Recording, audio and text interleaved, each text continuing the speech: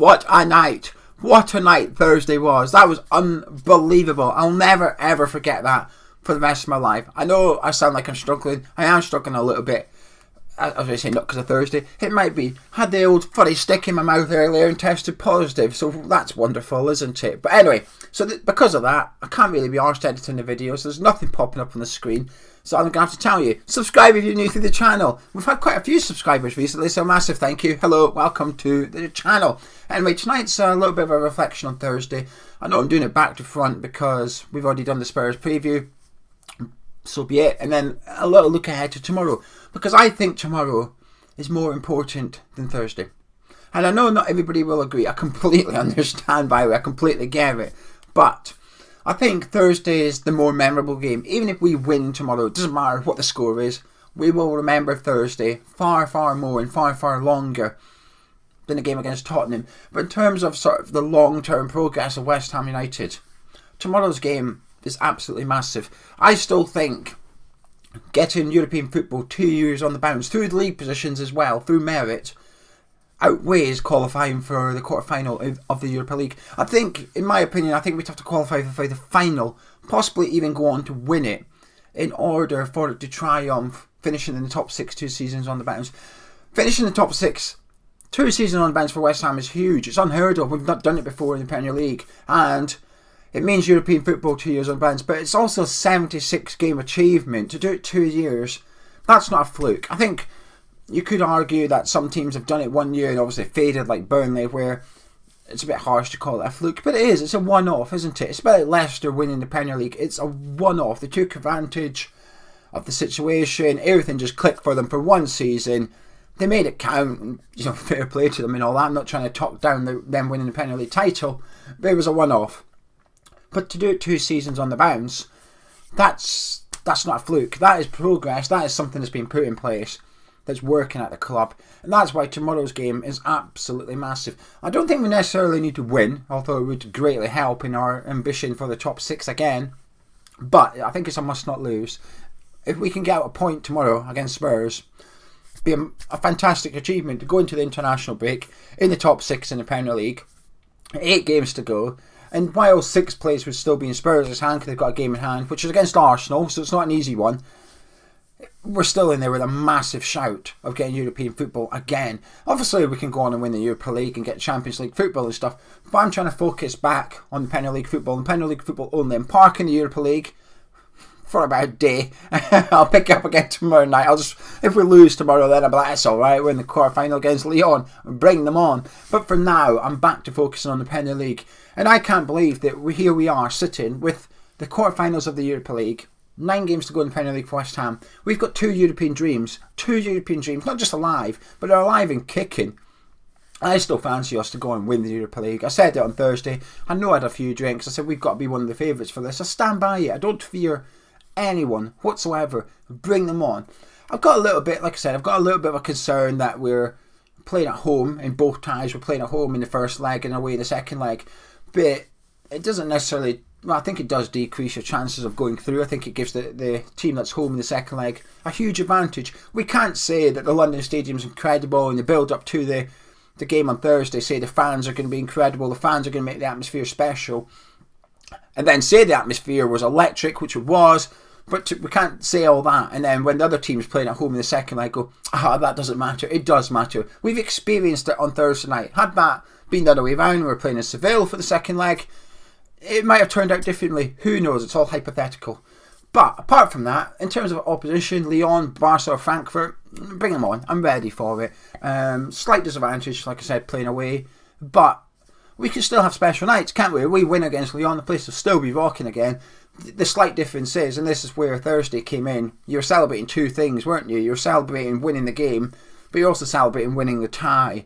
Whereas if we beat Lyon in the first leg, you celebrate winning the match and that's it. It's only half time. There's almost like a ceiling to your celebrations that you can't go above, because that we've then got to go away for the return leg. But tomorrow we go off to Spurs. Now obviously last night Leeds United did us a massive favour, beating Wolves in the 91st minute. That's huge for West Ham. It just really makes us, our sort of top 7 if you like, extremely likely.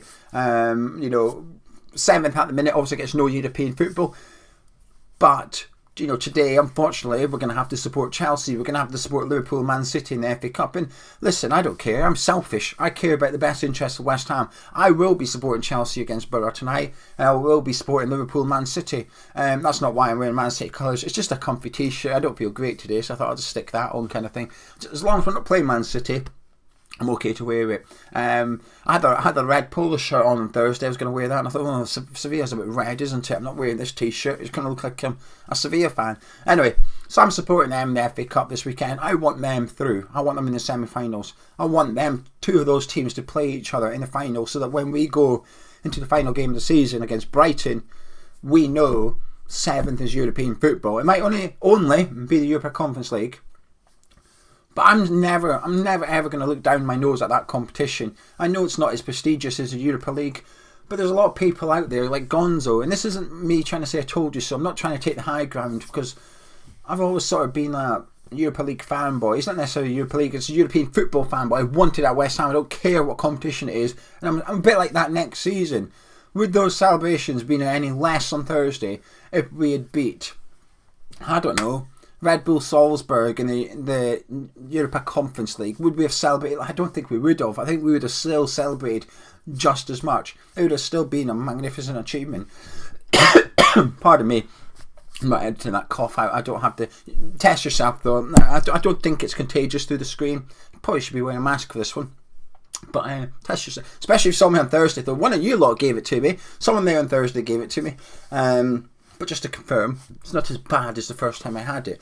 But anyway, tomorrow, Tottenham, huge game. They're a good team. They're a bloody good team. It's going to be a good barometer. Arsenal have just beaten Aston Villa, which is, I actually think it's good news for West Ham. I know, obviously, some people might have been thinking, oh, we might get fourth. I think, for me, fourth was gone a long time ago. It was always unlikely, but it was gone a long time ago. And I almost, not necessarily want Arsenal to go get fourth, but I want Arsenal to keep up their winning momentum, so when they do go play Tottenham eventually, well, we're going to be needing Arsenal to win that game, aren't we? We need teams to take points off Spurs. And that's today. Arsenal won, happy days, keep the momentum going, Arteta, and get that job done against Spurs when you face them. Do us a bit of a favour. But tomorrow's a huge game. Like I've said in the preview and other videos, just to reiterate, I don't care. I've seen some Tottenham channels and I've seen clips of them saying that this is our final, blah, blah, blah, blah, blah. It gets a little bit tiring, and I don't get offended by it. I don't understand why they say it, as if it's like a derogatory towards West Ham fans, like we're going to be offended. Oh no, I don't get it. I really don't get it. In terms of scale of importance to the club, Sevilla triumphs tomorrow 100%. In terms of importance to the future of West Ham going forward into next season, it's just as important tomorrow. I really don't mind it, and I'll celebrate hard tomorrow if we win against Tottenham. And I think we will. I don't think we'll lose, because you can't come off the back of Thursday night and not be buzzing. The players I'm talking about here, obviously, they cannot come away from that without any belief. That was a fantastic performance, by the way. I think I've watched it back since, and it's just so professional. We came out, we were 1-0 down, obviously. There was a massive pressure on us to go on and win that game. We had to score. We had to. But I didn't feel we weren't reckless. We didn't throw the kitchen sink at them. We certainly pressed from the start. The tempo was good from the start. I thought we threatened them early. But we were organised and disciplined at the same time. We didn't overcommit any bodies. We didn't give Sevilla a sniff. Obviously our Areola made a world-class save, but that didn't come through West Ham being stupid or anything. That was just good play by Sevilla. That's okay. You have to allow for that to some extent. It's going to happen when you play a top team. But I thought on Thursday the tactics were bang on. I thought every player turned up. There was nobody hiding. There was no poor performers. I thought in the first game when we played them at their place, I thought we showed a little bit of nerves. I thought Fernal struggled a little bit. I thought another couple of players like Souček didn't really turn up, and it was a bit disappointing. But on Thursday, there was none of that. Every single player stood up. Every single player was counted. They all worked their absolute nuts off. And, we've beaten. This is a team that I thought was favourites prior to the draw being done for the last 16. I'm not going to change my mind because we've won and we put them out. I'm not going to say, well, actually, I think Barcelona were probably the favourites. No, in my opinion, Gio's favourites, we've knocked them out. We have put the best team left in the tournament out. And there's still top teams left. When you were doing the draw, on Friday when we're looking at teams that's going to be coming out, you're looking at the other 7, and you know, they're all like European pedigree. Lyon, Barca, Frankfurt, Rangers, even Sporting Braga, Leipzig. You look at them and think, bloody hell, these are big teams left. But there was no fear. As a fan, there was no fear. I thought, draw who you want against West Ham, I really don't care. And I felt that on Thursday. I felt like we took the game to Sevilla. We were by far the better team from start to finish. We were just unbelievable. We were perfect on Thursday night. Lots of big performances. Big players turning up for it. I thought Declan Rice was world class. I thought he was by far the best player on the pitch. Lanzini's the first name on the team sheet at the minute, isn't he? What a talented footballer. We've always known he's got the talent. I think myself and Gonzo at times have been quite lenient on Lanzini in the past, where we just want to see a player like that in our team because he does play good football. I thought Ben Johnson's really flourishing. I thought Cresswell was fantastic as well. I love Cresswell. I've got there's a few players in the West Ham team who I wouldn't call it man crushes. I've got one or two. I'll go with 2. Martin Noble, Declan Rice, got a couple. I don't mind. But there's also another couple of people in that team where you just have massive soft spots for, don't you? You urge them on to play better than the rest of them a bit more. I guess you could call them your favourites in the starting team and stuff like that. Cresswell's one of them players for me. Every time I see Cresswell play, I go on. I was just willing him on to do well. And I think a lot of that players on Thursday night get it at West Ham. You know, Moyes has spoken about the character test. And listen, no one's been more frustrated than I am, and Gonzo has, with the January transfer window, the lack of it. I mean, the irony is, if we had signed someone in January, we might not have seen Yarmolenko in the last couple of games.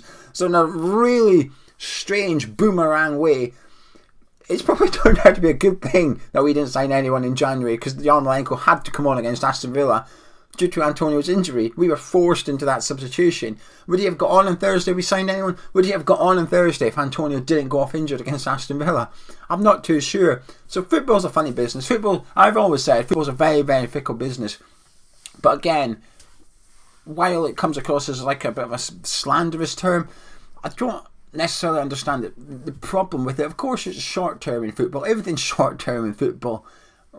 It takes a lot of something bollocks, I guess, to believe in the long-term project and see it out and put up and be patient. And I think that's what Moyes has got that I don't as a fan. Because as a fan, I want it now. I know people say believe in a 5-year project and stuff.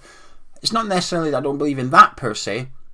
It's that I don't trust the people above David Moyes to implement it and see it through, if you like. I don't necessarily believe in that part, and I find it difficult to trust it. But games like Thursday night certainly make it easier. And this is what Moyes has put in place, and I think this is going back to the sort of the plan, if you like. I think when Moyes turned up, he would have had European football as the goal, but I think we've achieved it a hell of a lot quicker than he ever anticipated to. There's no way Moyes sat down and thought, right, year 1, we'll survive relegation by the skin of our teeth. Year 2, we'll sign someone like Jesse Lingard that's going to come in and we're going to finish 6th in the league, sorted. I don't think that was I'd imagine there was a couple of seasons in there where we just finish in the mid-table, no relegation battle, a bit of stability, bring a couple of the youngsters through, try and get a couple of bargains in, stuff like that. And it's almost like we've exceeded our expectations, we've sped the process up a little bit, but we've coped well with it. Could we have coped better? Of course we could have done. Right, listen, we could have done.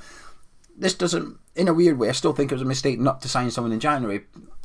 But we've coped bloody well with it. And Thursday night is a night where I thought everything was perfect for West Ham. And I said to people before the game on the boats and stuff, I said there's some things in football, just life as well, getting COVID on Thursday probably, you know, Cheltenham on Tuesday, football on Thursday, the chance of me catching it was quite high. I was aware of that prior to attending both, but I wasn't missing either. Bucket list stuff, that. But there's some things in life and football in particular that's inevitable. And the last time I had a feeling like I did on Thursday was the last ever game at the Bowling Ground, where it was like, are we going to win? Yes. What's the score going to be? Dunno. Who's going to score? Dunno. I have no idea how the game's going to go, but West Ham will win. It was a bit like that on Thursday night, and I thought it was a massive night for the fans, for the players, for the staff, everyone at the club. Everybody met their expectations and exceeded them. You couldn't be prouder. As a West Ham fan on Thursday, you could not be prouder. You know, I woke up on Friday giddy. The cup draw, let's go, let's get it done. I still am giddy off the back of it. I had a video. I don't like taking videos and photos at the game and stuff, but I took 2 30-second videos. The atmosphere loud. In the video you can hear it, and I think almost like when you were there, of course, it sounded loud and stuff. I mean, it doesn't help I'm deaf, but when I watch it back in the video, it really hits home just how loud that crowd was. And the Yarmolenko song, someone made it up impulsively, I assume, there on the night, and that was bouncing in the Bobby Moore stand. Amazing night, amazing memories. Like I said, Thursday, we'll never forget it. Thursday, Sunday, tomorrow, I will forget that game regardless, unless it's unbelievable, like something special. I will forget that game in future, but I do think it's more important than Thursday night for the club. Not as good, not as enjoyable, not as fun, not as memory making or anything like that. In terms of importance to the long term progress and speed up David Moyes' plan, if you like, I think getting European football 2 years on the bounce at Premier League outweighs the cup competitions unless you go on and win it. In my opinion anyway. You may disagree, but anyway, listen, I'm going to disappear. If you enjoyed this video somehow, drop a like on, subscribe to the channel. We'll be back tomorrow with the Spurs game build up. Looking forward to it. I'm going to click a button in a minute to bring the end slate up, and I'll catch you in a bit.